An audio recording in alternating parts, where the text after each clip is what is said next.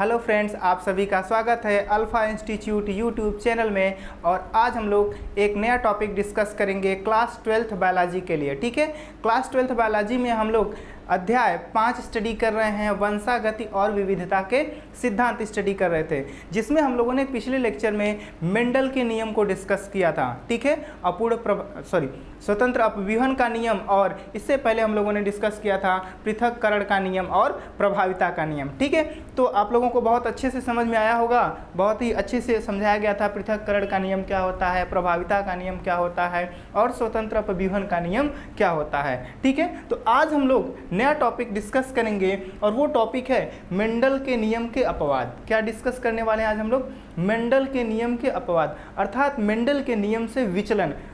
कुछ ऐसे एग्जाम्पल हैं जो मेंडल के नियम को फॉलो नहीं करते हैं, तो आज हम लोग उन्हीं एग्जाम्पल को स्टडी करेंगे, जिसमें से 3 टॉपिक हैं: अपूर्ण प्रभाविता, सह प्रभाविता और बहुप्रभाविता। तो ये 3 टॉपिक आज हम लोग डिस्कस करने वाले हैं। सबसे पहला टॉपिक जो है अपूर्ण प्रभाविता है, तो अपूर्ण प्रभाविता को हम लोग डिस्कस करते हैं। सबसे पहले देखिए, अपूर्ण प्रभाविता को इनकम्प्लीट डोमिनेंस कहा जाता है। Incomplete dominance, incomplete dominance. ठीक है, अर्थात अपूर्ण प्रभाविता। मेंडल का नियम को इसका है, प्रभाविता का नियम है, लेकिन यहाँ पे क्या पाया जाएगा? अपूर्ण प्रभाविता। इसमें क्या होता है, आप लोग जानते हैं कि जो एक जीन होता है, कौन सा जीन? कोई एक जीन होता है, तो किसी एक जीन में कितने एलील होते हैं? 2 एलील होते हैं। कितने एलील? 2 एलील सामान्यतः होते हैं। ठीक है, सामान्यतः एक जीन में 2 एलील होते हैं। तो मेंडल के नियम के अनुसार क्या होता है कि इसमें से जो एक एलील होता है वह प्रभावी होता है। एक एलील कैसा होता है? प्रभावी। और दूसरा एलील क्या होता है? अप्रभावी होता है। मेंडल का ये कहना था। ठीक है, लेकिन यहाँ पे क्या है कि जो प्रभावी एलील है यह अप्रभावी पे पूर्ण रूप से प्रभावी नहीं होता है। यह कैसा होता है? अपूर्ण प्रभावी होता है। कैसा? अपूर्ण प्रभावी होता है। तो यह अपना पूरा प्रभाव प्रदर्शित नहीं कर पाता या नहीं दिखा पाता, तो इसलिए हम कहते हैं क्या होता है, यह अपूर्ण प्रभाविता है। जो एक एलील है वह पूर्ण रूप से दूसरे एलील पे प्रभावी नहीं होता है। समझ में आया ना? अपूर्ण प्रभाविता को सबसे पहले कार्ल कोरेंस ने, किसने बताया था? कार्ल कोरेंस ने बताया था। तो अपूर्ण प्रभाविता या इनकम्प्लीट डोमिनेंस का वर्णन सबसे पहले कार्ल कोरेंस ने 1903 में किया था। इन्होंने क्या किया? गुलाबांस पौधे पे अपना प्रयोग किया। कौन से पौधे पे? गुलाबांस। नाम सुना होगा आप लोगों ने, गुलाबांस। इसको मिराबिलिस जलापा कहा जाता है। इसका नाम क्या है? मिराबिलिस जलापा। मिराबिलिस जलापा।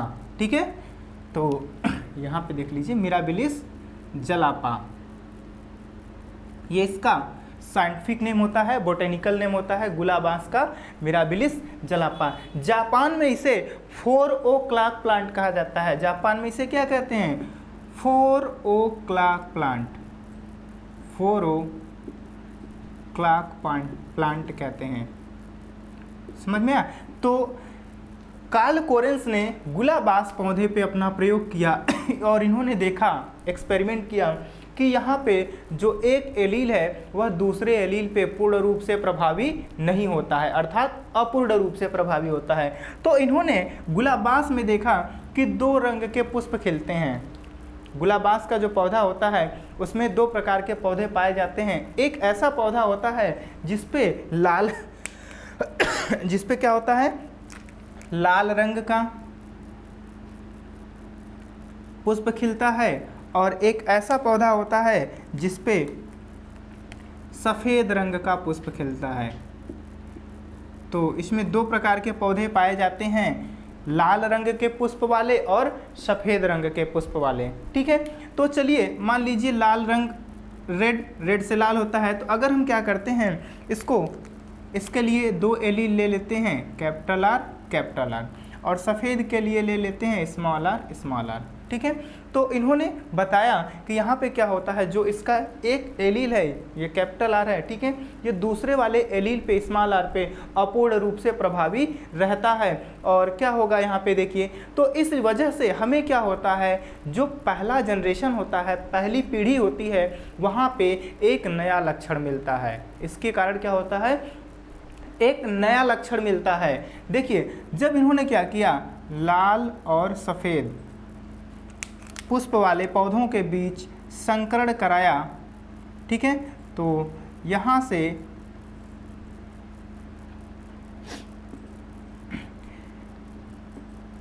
पहली पीढ़ी में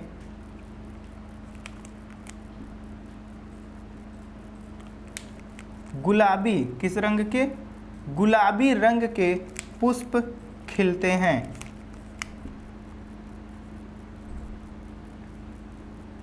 एक नए रंग का पुष्प खिलता है। ठीक है, लाल और सफ़ेद के बीच क्या कराया गया, संकरण कराया गया, और पुष्प फिर कैसा मिलता है, पौधे में गुलाबी रंग मिलता है। ठीक है, देखिए ना ही लाल मिला ना ही सफ़ेद मिला। ऐसा क्यों हुआ, क्योंकि जो प्रभावी एलील था यह सफ़ेद पे पूर्ण रूप से प्रभावी नहीं था, जिसके कारण क्या है, यह लाल रंग न होकर के कैसा रंग रह गया, गुलाबी रंग रह जाता है। ठीक है, समझ में। तो यहाँ पे जो पहली पीढ़ी में पौधे मिलने वाले हैं, सभी पौधे में ये पेरेंट्स हैं और ये क्या है, F1 जनरेशन।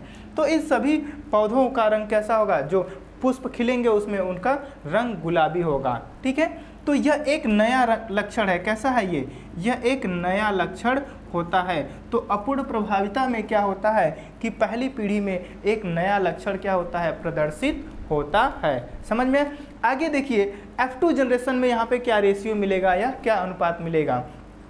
तो जब क्या करेंगे, ठीक है, यहाँ पे स्वपरागण कराया जाएगा F1 के साथ,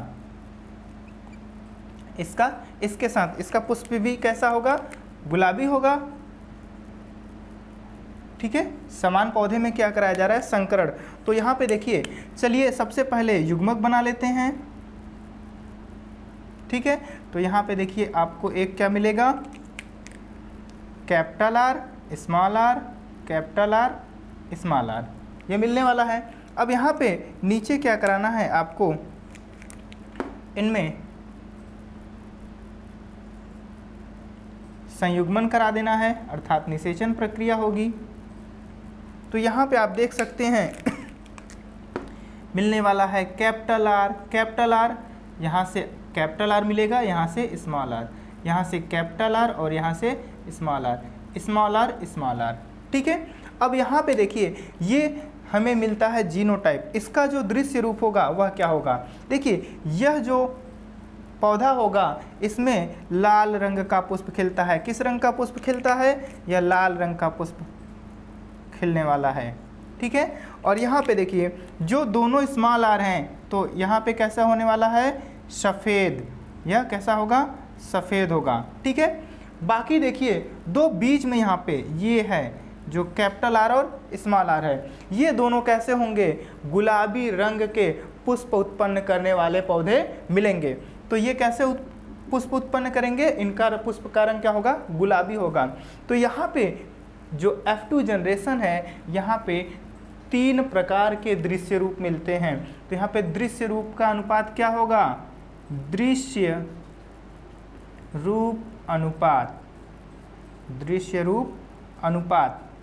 देखिए कितना दृश्य रूप मिला, 3 मिला, एक लाल,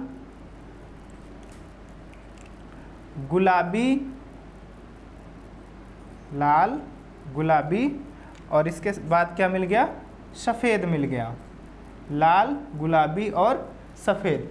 ठीक है, 3 प्रकार के मिलते हैं। तो जो लाल होगा यह कैसा होगा, इसकी संख्या 1 है या रेशियो 1 मिलेगा, इसका 2 और इसका क्या हो गया, 1। ठीक है, तो आप इसको परसेंटेज में भी लिख सकते हैं, ये 25% होगा, ये 50% होगा और ये कितना होगा 25% होगा। ठीक है, समझ में आ रहा है ना। तो ये होता है दृश्य रूप अनुपात, किसका, अपूर्ण प्रभाविता का, किस जनरेशन का, F2 जनरेशन का। समझ में आया ना, F2 जनरेशन का यह अनुपात मिलेगा आपको, लाल गुलाबी सफ़ेद का रेशियो 1:2:1 मिलता है। अब यहाँ पे जो जीन रूप अनुपात होगा वह क्या होने वाला है, देखिए जीन रूप अनुपात। तो जीन रूप अनुपात में आप देख रहे हैं एक क्या मिला है, कैपिटल आर और दो मिले हैं कैपिटल आर स्मॉल आर और एक मिला है स्मॉल आर।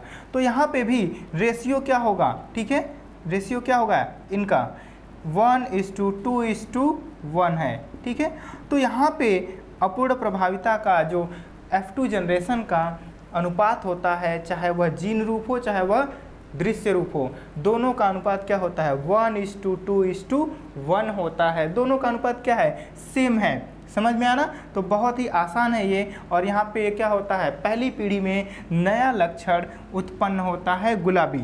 ठीक है, ऐसा क्यों होता है, क्योंकि जो लाल रंग का एलील है, ठीक है, यहाँ पे जो कैपिटल है, जो प्रभावी एलील है, वह पूर्ण रूप से प्रभावी नहीं होता है, इसलिए एक नया लक्षण मिलता है।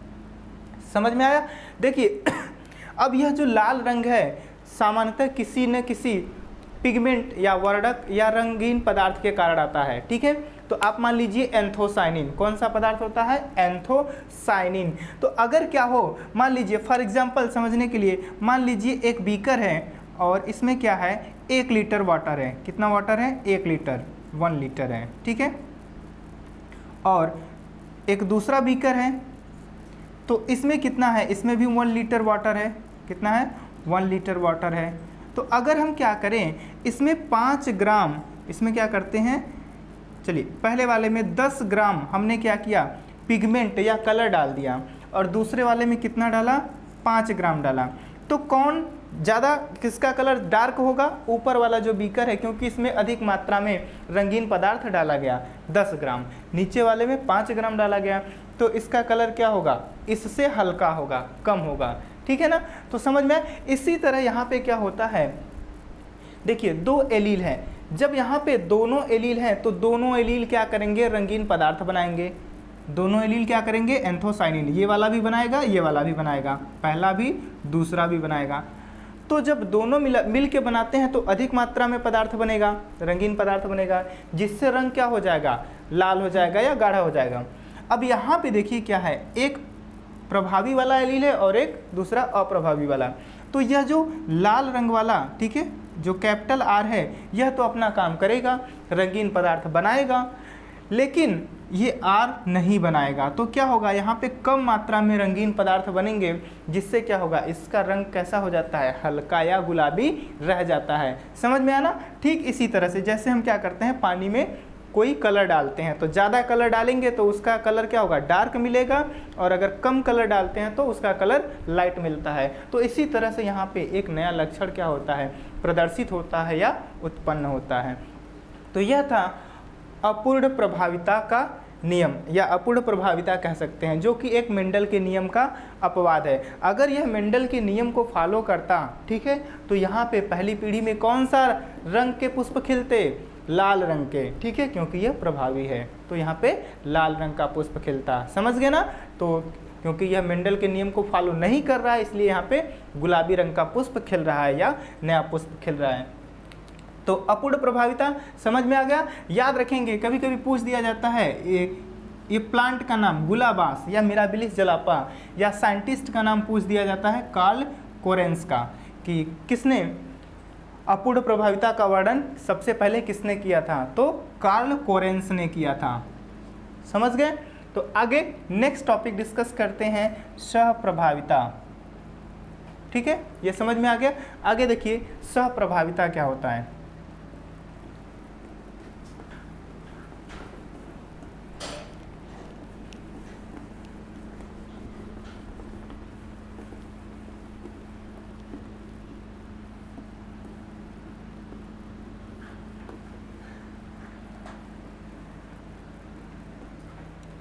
चलिए ध्यान से देखेंगे आप सभी लोग। सप्रभाविता को कोडॉमिनेंस कहा जाता है। कोडॉमिनेंस, सप्रभाविता को क्या कहते हैं? कोडॉमिनेंस कहते हैं। यहाँ पे जो कोई एक जीन होता है, ठीक है, किसी एक लक्षण का निर्धारण करेगा, तो इसमें 2 एलील होंगे, ठीक है। मान लीजिए इसमें कितने एलील हैं? 2 एलील हैं, ठीक है। तो दोनों एलील क्या होते हैं? आपस में समान रूप से एक दूसरे पर प्रभावी होते हैं। क्या होगा? दोनों एलील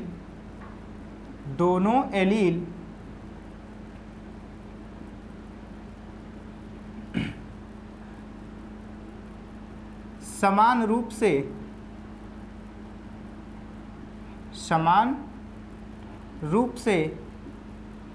एक दूसरे पर प्रभावी होते हैं। एक दूसरे पर प्रभावी होते हैं। दोनों एलील समान रूप से एक दूसरे पर प्रभावी होते हैं, तो दोनों प्रदर्शित होंगे। दोनों का लक्षण कैसे आएगा?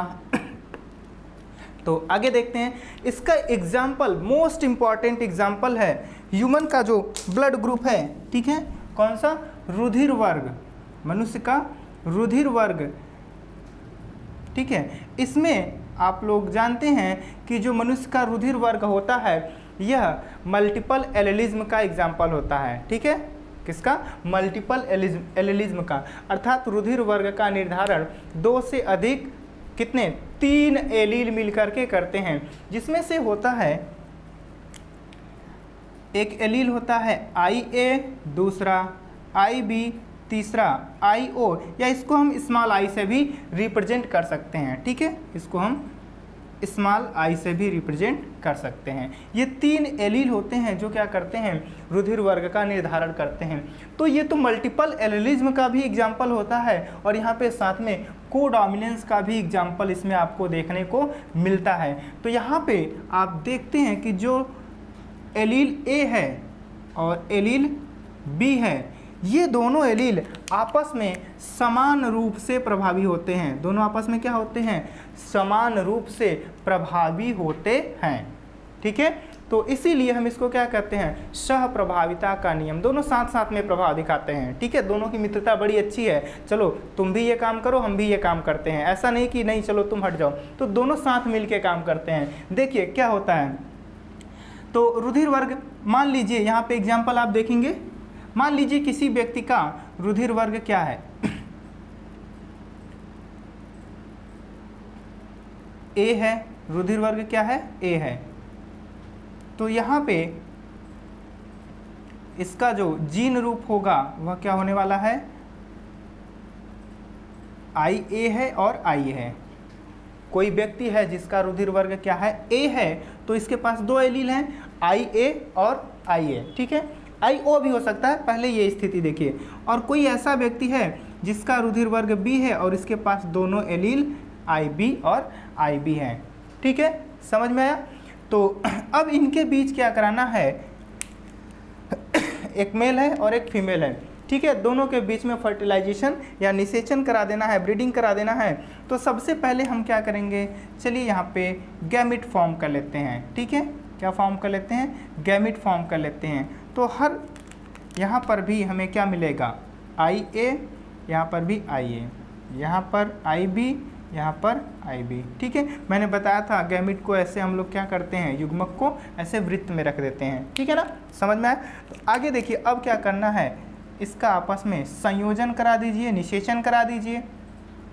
अब आप सभी लोग सीख चुके हैं ये सब करना। तो यहाँ पे देखिए, यहाँ पे क्या मिलेगा? IA मिलेगा, IB, सभी जगह क्या मिलेगा? यही मिलने वाला है, ठीक है। IA और IB मिलने वाला है, ठीक है। समझ में आया?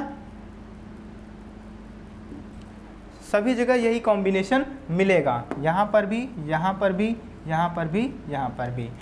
अब आप लोग, मैंने कहा कि दोनों एलील क्या होते हैं? समान रूप से प्रभावी होते हैं। तो यह जो रुधिर वर्ग यहाँ पे, इसका रुधिर वर्ग क्या था? A था। इसका रुधिर वर्ग क्या था? B था, ठीक है। लेकिन यह जो पहली पीढ़ी है, F1 पीढ़ी है, यहाँ पे जो सभी का रुधिर वर्ग है वह क्या होने वाला है? AB हो जाता है।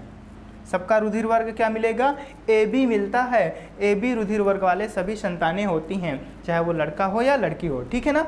तो रुधिर वर्ग देखिए यहाँ पे AB मिल गया, दोनों एलील क्या हो गए? समान रूप से प्रभावी हो गए, B भी है और A भी है। तो यहाँ पे देख लीजिए ये जो एलील है यह काम क्या करते हैं और रुधिर वर्ग का निर्धारण कैसे होता है।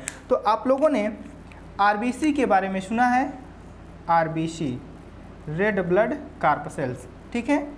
तो चलिए यहाँ पर भी RBC बना दिया मैंने, और एक और RBC बना लेते हैं, ठीक है। तो RBC के सतह पे कुछ प्रोटीन होते हैं या एंटीजन बनते हैं। इसके सतह पे क्या होते हैं? ऐसे एंटीजन बनते हैं, ठीक है। तो ये मैंने हरे रंग का बना दिया, ये है एंटीजन A। क्या है? एंटीजन A क्या है? एंटीजन A है, जो किसके द्वारा बनता है? IA एलील के द्वारा बनता है, ठीक है। तो जब क्या होता है, जो एलील होता है वही क्या बनाएगा? एंटीजन बनाएगा। तो यह जो एंटीजन इसके सतह पे उपस्थित होता है, प्रोटीन इसके सतह पे उपस्थित होता है, वही इसका क्या हो जाता है? रुधिर वर्ग हो जाता है। तो इसका रुधिर वर्ग क्या हो जाएगा? A हो जाएगा, ठीक है। अब दूसरा देखिए, अगर क्या हो यहाँ पे जो B वाला है यह क्या बनाता है? दूसरे प्रकार का एंटीजन बनाता है, B वाला, B एंटीजन। तो इसका रुधिर वर्ग क्या हो जाता है? B हो जाता है। तो ये रुधिर वर्ग A हुआ और ये रुधिर वर्ग B हो गया। अब क्या है, मान लीजिए कि कोई व्यक्ति ऐसा है जिसमें दोनों एलील हैं, जैसे यहाँ पे आ गया, अभी हमने क्रॉस बनाया है A और B, तो यह क्या करेगा? यहाँ पे A वाला भी आएगा और B वाला भी आएगा, दोनों प्रोटीन बनते हैं, दोनों प्रकार के यहाँ पे प्रोटीन या एंटीजन या प्रतिजन बनते हैं। देखिए हरा और नीला दोनों मैंने अलग अलग रंग से बनाया है, तो A और B दोनों उपस्थित हैं, इसलिए इसका रुधिर वर्ग क्या हो जाता है? AB हो जाता है, क्योंकि दोनों प्रतिजन यहाँ पे बनते हैं या प्रदर्शित होते हैं, दोनों एलील अपना काम करते हैं समान रूप से, इसीलिए यहाँ पे रुधिर वर्ग AB हो जाता है, ठीक है। समझ में आया? तो ये एक क्रॉस था। अब दूसरा क्रॉस भी बना सकते हैं इसके लिए जहाँ पे आप क्या कर सकते हैं, देखिए मान लीजिए दूसरा क्रॉस, देखिए दूसरा क्रॉस, चलिए यहाँ पे बनाते हैं दूसरा क्रॉस। तो दो व्यक्ति हैं, ठीक है, एक का रुधिर वर्ग AB है और एक का रुधिर वर्ग A है, ठीक है। ये सपोज मान लीजिए मेल है और ये क्या है? फीमेल है। अब दोनों के बीच क्या कराना है? ब्रीडिंग करा देना है। देखिए यहाँ से जब क्या करेंगे, युग्मक बनाएंगे, तो यहाँ पे युग्मक बनेगा IA और यहाँ पे IB। यहाँ पे क्या बनेगा? दोनों एक ही जैसे युग्मक बनेंगे, IA और यहाँ पर भी IA। अब यहाँ पे मैं क्या करता हूँ, इसको इसके साथ, फिर से इसको इसके साथ हो गया, यहाँ पे ये इसके साथ और ये इसके साथ, ठीक है। देखिए यहाँ पे क्या मिलने वाला है, ऊपर से आएगा IA और यहाँ पे भी मिलेगा IA, ठीक है। समझ में आया? यहाँ पर क्या हो जाएगा? IA और यहाँ पर भी IA, ठीक है। यहाँ पे देखिए IA आ गया यहाँ से और यहाँ से मिल गया IB, ठीक इसी प्रकार से यहाँ पे IA और IB, ठीक है। तो यहाँ पे देखिए दो प्रकार का हमको जीनोटाइप मिल रहा है, एक ये और एक ये। तो यहाँ पे इनकी जो संतानें होंगी वह उनका रुधिर वर्ग क्या होने वाला है? इसका रुधिर वर्ग A होगा और इसका रुधिर वर्ग AB होगा, ठीक है। समझ में आया? इसका रुधिर वर्ग क्या होगा? AB और इसका रुधिर वर्ग A होगा, क्योंकि यहाँ पे दोनों समान रूप से प्रभावी हैं, तो AB और यहाँ पे केवल एक ही एलील है, अर्थात रुधिर वर्ग A होने वाला है। समझ में आया ना? तो इस प्रकार से ये जो टेक्निक है, इस तकनीक का उपयोग करके हम क्या करते हैं, अस्पतालों में कभी कभी क्या होता है, जब बच्चे जन्म लेते हैं तो सभी बच्चे एक जैसे होते हैं। सभी बच्चे कैसे होते हैं? एक जैसे होते हैं, चेहरे पे आप ज़्यादा अंतर नहीं देख पाएंगे। तो वहाँ पे कभी कभी जहाँ पे मान लीजिए कोई ऐसा अस्पताल है, हॉस्पिटल है जिसमें बच्चे पैदा किए जाते हैं ज़्यादातर, तो वहाँ पे बच्चों की संख्या ज़्यादा रहती है, तो कभी कभी बच्चों की अदला बदली हो जाती है। तो हम वहाँ पे क्या कर सकते हैं, इस तकनीक का उपयोग करके बच्चों की पहचान की जा सकती है कुछ हद तक, ठीक है। तो यहाँ पे मान लीजिए ये दो दंपत्ति हैं जिनका रुधिर वर्ग ए है और एक का रुधिर वर्ग क्या है, AB है। तो और उनका बच्चा किसी के साथ मैच कर गया है और वो किसी बच्चे को ब्लेम कर रहे हैं कि नहीं ये हमारा ही बच्चा है, और उनका जो बच्चा है उसका रुधिर वर्ग क्या है, O है। ठीक है, रुधिर वर्ग जो बेबी है, बेबी का रुधिर वर्ग क्या है, O है। ठीक है ना। और ये दोनों दंपत्ति, ठीक है, ये माता पिता ब्लेम कर रहे हैं, कह रहे हैं कि नहीं ये जो बच्चा है, उनको नहीं पता है कि इसका रुधिर वर्ग O है। ठीक है, ये जो बच्चा है ये हमारा बच्चा है। तो आप लोग खुद ही बता सकते हैं देख करके कि नहीं यहाँ पे क्या पॉसिबिलिटी है। अगर ये दोनों दंपत्ति हैं तो इनसे जो बच्चा पैदा होगा उसका रुधिर वर्ग या तो A हो सकता है या AB, लेकिन इस बच्चे का रुधिर वर्ग क्या है, O है, अर्थात यह इनका बच्चा नहीं है, ये लोग झूठ बोल रहे हैं। ठीक है, तो इसी तरह से क्या की जा सकती है, आपस में पहचान करके मैच भी कराया जा सकता है बच्चे को। तो बच्चे की पहचान की जा सकती है।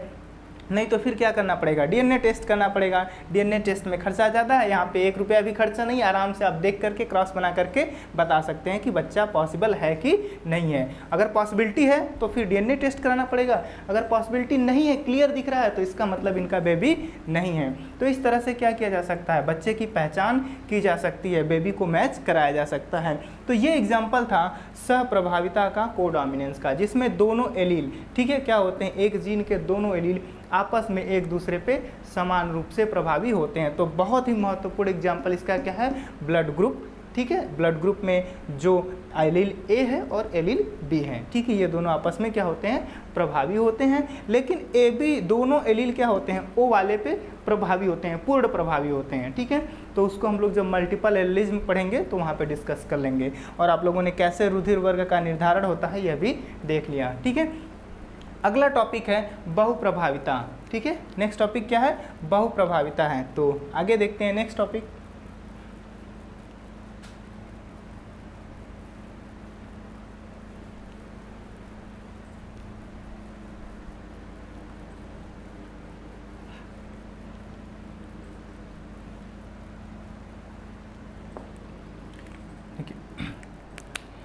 बहुप्रभाविता को लियोट्रॉपिज्म कहा जाता है।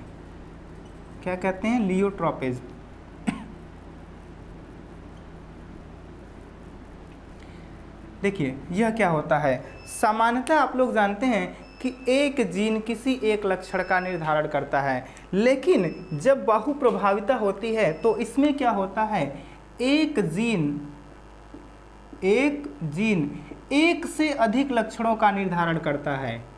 एक जीन एक से अधिक लक्षणों का निर्धारण करता है। ठीक है, लक्षणों का निर्धारण करता है। ठीक है, इसी को क्या कहा जाता है, बहुप्रभाविता कहा जाता है।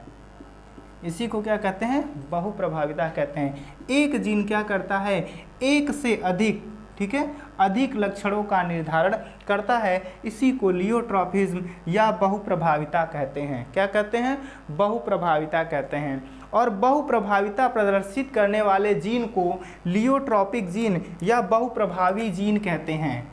जीन को क्या कहा जाएगा, बहुप्रभावी जीन। ऐसा जीन जो एक से अधिक लक्षणों का निर्धारण करता है उस जीन को क्या कहेंगे, बहुप्रभावी जीन या लियोट्रॉपिक जीन कहेंगे। इंग्लिश में लियोट्रॉपिक जीन, लियोट्रॉपिक जीन। ठीक है, तो इसका एक एग्जाम्पल है चूहे का रंग। ठीक है, चूहे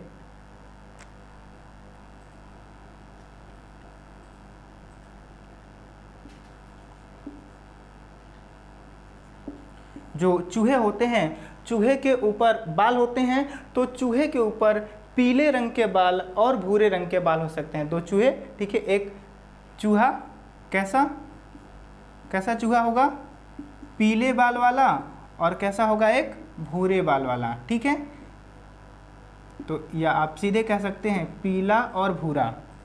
इसमें से ये जो रंग निर्धारित करने वाला, पीला या भूरा रंग निर्धारित करने वाला जो जीन होता है, यह क्या होता है, घातक जीन होता है। क्या होता है, घातक होता है, अर्थात लीथल होता है। तो यह रंग के साथ साथ क्या होता है, घातक भी होता है, मृत्युकारक भी होता है, अर्थात डेथ को भी डिसाइड करता है। कैसे, एग्जाम्पल देखिए यहाँ पे।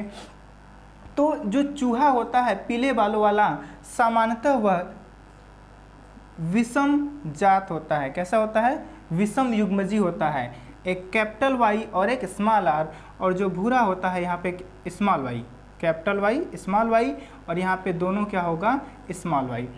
यह कैसा होता है, विषम युग्मजी होता है, और यह सम युग्मजी भूरा। ठीक है, अब यहाँ पे दोनों में अगर क्या कर दिया जाए, दोनों के बीच ब्रीडिंग करा दिया जाए, तो यहाँ पे देखिए पहले युग्मक बनेगा कैपिटल वाई, और यहाँ पे स्मॉल वाई, यहाँ पर भी स्मॉल वाई, यहाँ पर भी स्मॉल वाई। ठीक है, समझ में आ रहा है। अब यहाँ पे देखिए आप क्या करेंगे, संयुग्मन करा देंगे। तो बहुत ही आसान है संयुग्मन कराना। आप लोग पुनेट स्क्वायर मेथड भी यूज कर सकते हैं, कोई प्रॉब्लम नहीं है। तो यहाँ पे देखिए कैपिटल वाई मिलेगा small Y, capital Y small Y, small Y small Y, यहाँ पर भी स्मॉल वाई स्मॉल वाई। अब यहाँ पे देखिए ये 4 प्रकार का जीनोटाइप दिख रहा है। इसमें से देखो यह जो विषम जात है यह तो पीला होगा, इसका बालों का रंग कैसा होगा, पीला होगा, पीले रंग का होगा। और ये दोनों कैसे होंगे, भूरे रंग के होते हैं। ये दोनों किस रंग के होते हैं, भूरे रंग के, क्योंकि दोनों विषम समजात युग्मजी हैं और दोनों में अप्रभावी जीन है। ठीक है, तो अप्रभावी को स्मॉल अक्षर से दिखाते हैं, तो दोनों क्या हैं, स्मॉल है, इसलिए क्या होगा, भूरा, और यहाँ पे क्या होगा, पीला होगा। लेकिन यहाँ पे देखिए यहाँ पर, ठीक है, यह भी क्या होगा, क्योंकि यह विषम जात है तो यह भी पीला होगा, यह भी क्या होगा, पीला होगा। यहाँ पे पीला और भूरा मिलता है। ठीक है, किस अनुपात में, 50-50 रेशियो मिलते हैं। किस रेशियो मिल रहे हैं, 50-50 रेशियो मिल रहे हैं, 50-50 के रेशियो मिल रहे हैं, 50% और 50%, 50% पीला मिल रहा है, 50% भूरा।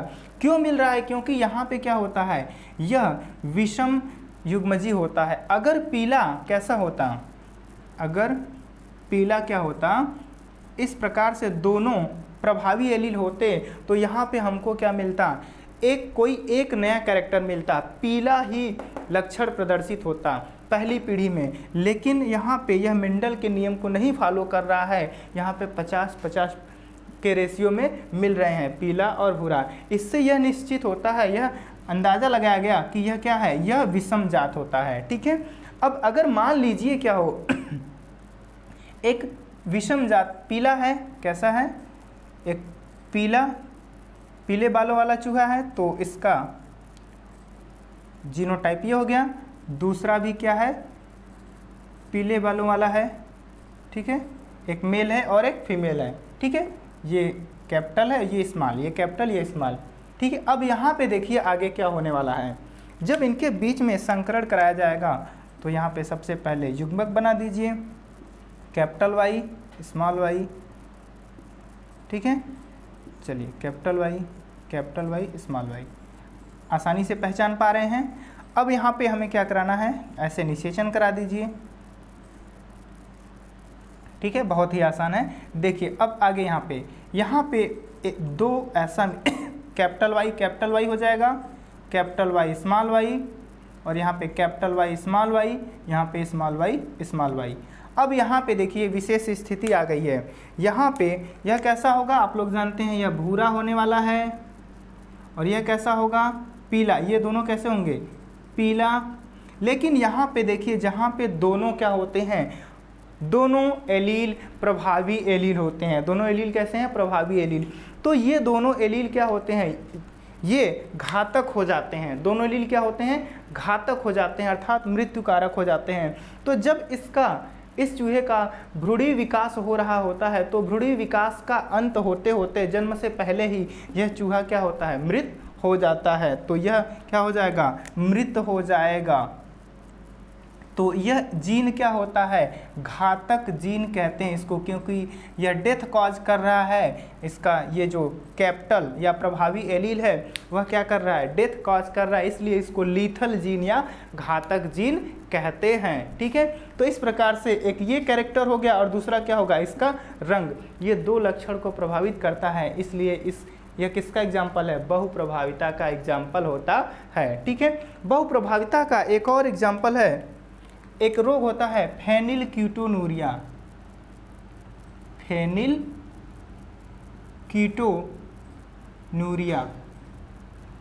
ठीक है, तो इसमें क्या होता है, यह डायबिटीज़ की तरह रोग है, जिसमें क्या होता है, जो यूरिन होता है उसमें फेनिलकीटोनुरिया, क्या है, फेनिलकीटोनुरिया। तो ये फेनिलएलानिन जो अमीनो अम्ल होता है उसकी मात्रा रुधिर में क्या होती है, बढ़ने लगती है, उसके कीटोन क्या होते हैं, रुधिर में बढ़ने लगते हैं। तो यह एक रोग है। इसके साथ साथ यह क्या करता है, जब यह डिजीज हो जाता है, ठीक है, कौन सा डिजीज, फेनिलकीटोनुरिया, इसके कारण से जो मनुष्य होता है, मनुष्य में बुद्धिमंदता आ जाती है। क्या आती है, बुद्धिमंदता आ जाती है, और साथ में जो मनुष्य होता है उसमें बालों की कमी आ जाती है, सिर में बाल कम आएंगे। ठीक है, तो फेनिलकीटोनुरिया यहाँ पे यूरिन में इसकी मात्रा बढ़ रही है। ठीक है, और इसके साथ साथ क्या हो रहा है कि यह बुद्धिमंदता को प्रभावित कर रहा है, मस्तिष्क को प्रभावित कर रहा है, साथ में जो बालों की संख्या है उसको भी प्रभावित कर रहा है। तो बाल भी क्या होते हैं, कम हो जाते हैं। तो यह भी एक एग्जाम्पल है किसका, बहुप्रभाविता का एग्जाम्पल है, बेस्ट एग्जाम्पल। ठीक है, तो आज के लेक्चर में बस इतना ही, और तीनों टॉपिक उम्मीद करता हूँ आप लोगों को बहुत अच्छे से समझ में आया होगा, और मिलते हैं अगले लेक्चर में नेक्स्ट इंपॉर्टेंट टॉपिक के साथ। ठीक है, आज के लिए इतना ही।